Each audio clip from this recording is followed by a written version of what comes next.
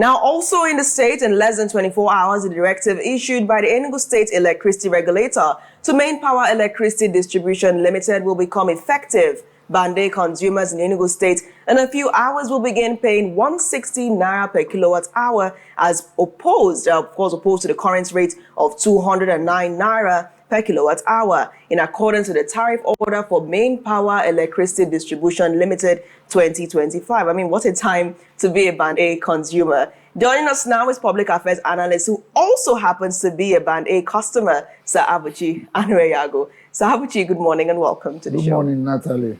Oji, how are you? I'm okay. Good morning. Good morning. Good morning to you. I mean, it's just hours away, less than 24 hours. Of course. How do you feel about the temperature of the electricity market in Enugu currently? Of course, one cannot imagine if I may use the word excitement in the minds, on the hearts of people, especially local residents in Enugu, that by tomorrow, that there is going to be a regime change in tariff for electricity supply, given the fact that last week or thereabout, we had a story that it has been reduced with effect from August 1, from 209 naira or something like that to 160 naira, which is something commendable. And I would say that people are happy to welcome that, and people are expecting to see that happen. But unfortunately, I don't know whether what I read yesterday in the news was correct. It's like the Enugu State electricity distribution company, and the National Electricity Regulatory Commission. It's like they are having a conflict. They are having squabbles over this issue. So maybe let me stop here so that you can throw more light on that. All right. Well, before we get into all that, but let's talk about this reduction. It's 49 naira, right? Yeah, reduction. Do you think this would be sustainable or be a burden to the discos and Enugu State government in the long run? I don't think it will be a burden to the distribution companies, because they know about it, and I want to believe that before this decision was taken to reduce, so many indices, so many factors were considered, including loss to the distribution company, loss to the transmission company, loss to the generation company.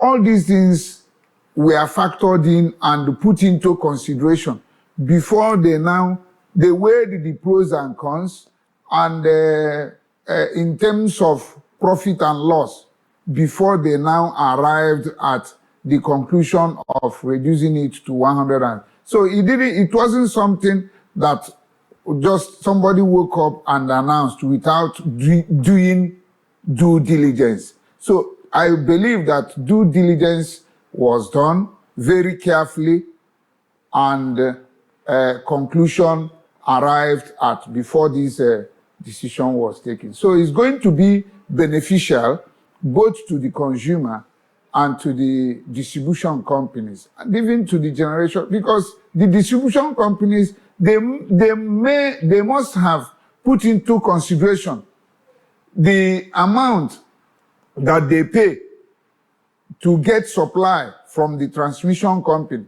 to get supply from the electricity generation company. So that's why I said all these considerations must have been carried out before they arrived at the decision. Yes, definitely. All right, it's very important that we put this in perspective. Now, ever since EERC made this decision and, of course, directed MainPower to implement this reduction in tariff, we've seen pushback from the national body. And by national body, I mean NEC. NEC is saying on its part that the state does not have the power to do that. NEC is still saying that EERC should not slash the tariff, because you cannot just slash the tariff, because according to them, that is not within the power of the states. Now, NEC is saying, and I'll take this direct quote, declaring that states must holistically incorporate the wholesale costs supplied to their states without any qualification or deviation in their design of tariffs for end-use consumers, or be prepared to intervene by the way of subsidy. Now, on EERC's part, the Enugu regulator is asking an important question. The question is whether in a decentralized electricity supply industry, multiple tariff regimes are not reasonably possible. So NERC is trying to basically want the states to continue to pay the regular tariff, the broad-based tariff, because Enugu State, according to them, is not yet generating its own electricity. So if you're still connected to the grid, then they're basically maintaining that you should be paying so and so amount. Consumers should be paying this amount of money. But EERC is saying federal government has been subsidizing electricity for such a long time. Why can't the state consumers start to benefit from this subsidy? EERC is maintaining its stand, but NERC is not accepting this at all. And EERC is saying unless a higher authority tells it that it has done wrong, it is not going to review this tariff. But national body does not appear to be supporting the decision. But other states are following the line. Some of them are accepting this and are even trying to implement it. So it's been back and forth, making us even wonder whether the national body is supporting the state regulators or the subnational regulators. Yes, Natalie, thank you so much for putting this in its proper perspective so that our viewers will listen, so that, it didn't come from me, it's from the right source as a news person. You see, I begin to wonder what is actually the role of NEC. They call themselves National Electricity Regulatory Commission. So are they regulating for the benefit of consumers, for the benefit of Nigerians? I thought that was the essence of establishing that body, in order to check what one might call the exploitative tendencies of distribution companies, so that NEC will be there to check, to control them, to stop them from exploiting the people. Now, a regulatory body, because it has been decentralized, a regulatory body looked at the fate, the interest of the people within its own jurisdiction and said, look, see what we are going. People are suffering so much. People are paying so much. The other day, I had a conversation with Nnamdi Obayan in his program, the business show or something like that. We discussed this issue, and I told him that, do you know that since we have been in Band A, that I consume electricity worth of 50,000 naira every 14 days, or not up to 21 days. And now somebody has come in to reduce this burden, and another person is trying to frustrate it. My dear, I don't think it will work. So I want to commend the Enugu Electricity Distribution Company for this Electricity Regulatory Commission. Regulatory Commission, for this laudable intervention. They should be commended for this intervention, because 49 naira or something, it is something.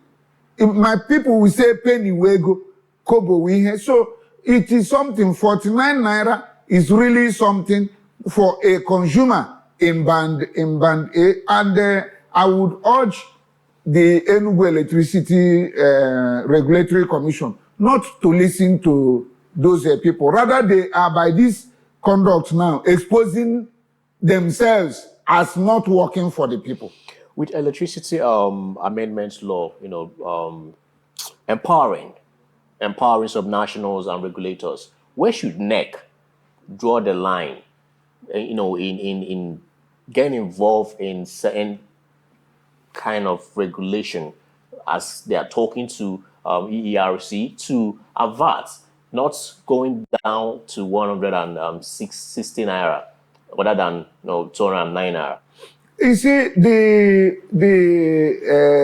the point is that, like in education, even in transport, and so many other, what is it called now, in law, the concurrent list. So all those items that are in concurrent list, we have regulation, like you come to Enugu State here, you have Enugu State Education Commission, Enugu State Ministry of Education. So you have Federal Ministry of Education. They are operating, everyone knows its role. It is clearly defined. So NEC has its role, which is clearly defined. And with the decentralization, the state regulatory agencies, they also know their role. And it is on that basis that Enugu State Electricity Regulatory Commission body agency took this decision to reduce burden. So, and by the way, who is to complain? Is it not the Enugu State Regulatory Commission that is now in charge in Enugu State that ought to have been complaining that this thing will not work for us? So we are going to make some, we are going to make huge losses. And now somebody somewhere is thinking about you when saying something differently. So it has come, in answer to your question, I think it has come to a situation where the National Assembly should make the law explicitly clear, defining the roles of the NEC and the roles of the State Regulatory Commission, so that there will not be any ambiguity and there will not be any friction anymore. But a situation where these people try to frustrate the effort of the State Regulatory Agency to improve the well-being of the people in terms of electricity supply and consumption, I think they should think twice. At this point at the Senate, we're seeing the Electricity Act 2023 soon to be amended to Electricity Act 2025, because that bill is being escalated, right? People are clamoring. Some people in the Senate are clamoring for the bill to be amended. Now, the concern is that if this act is amended, would it give more power to NEC? Because at this point in time, we're seeing the Electricity Act favoring the states holistically. It's giving the states the power to control their electricity market. But if it's amended, could there be some kind of clauses that would reduce the powers that the states have? Now, Enugu State has led in this tariff cut. This is something that consumers woke up to with surprise. I'm sure you were surprised when you heard about that, yes, that it was possible. And the first thing that came to mind was a feeling of being deceived for such a long time, apparently, because you have a case where this subsidy has been there. EERC exposed that this subsidy could have been cutting down these prices, at least for as long as it lasts. But then instead of the NEC to support it, to reduce the controversy, or to even stop our minds from going in that direction, they are clamping down on it so hard. And it makes us ask the question, did NEC even take time to really study that Electricity Act of 2023? Because if they did, they will understand that one of the statements there gave states the power to control things within their markets. Now, EERC, according to the chairman of the marketing section, said that he had taken time to review the documents submitted by MainPower.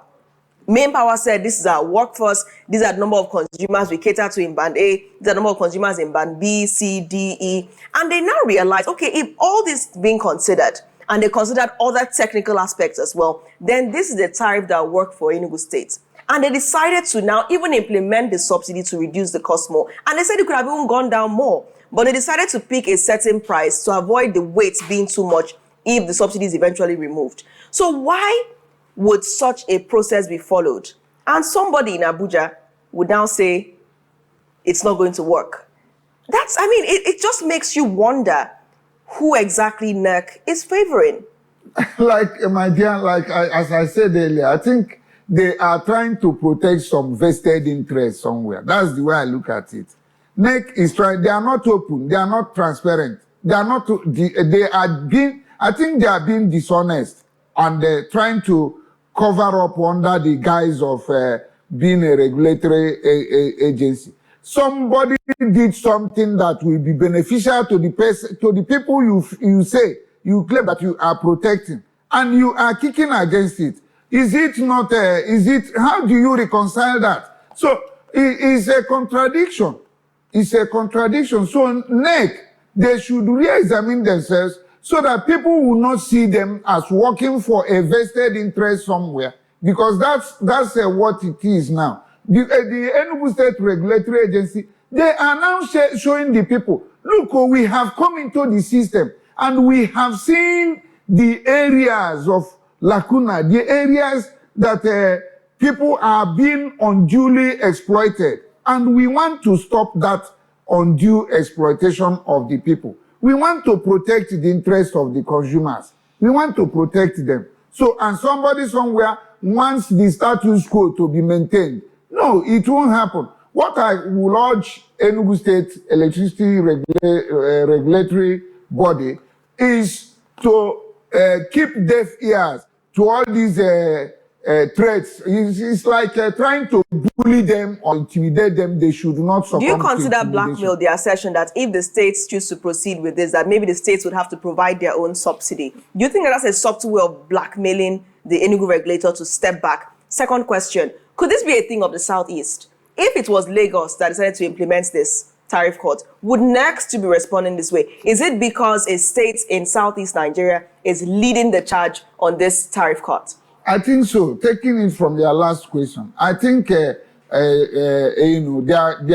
could be a substantial element of truth in that, because it is not coming from elsewhere except the Southeast region, a state in the Southeast region. So perhaps that's why they are agitated. They are not happy, and they fear that maybe some other distribution companies or regulatory commissions or distribution commissions may feel that with this thing Enugu has done now, their own consumers will bring pressure on them to reduce cost.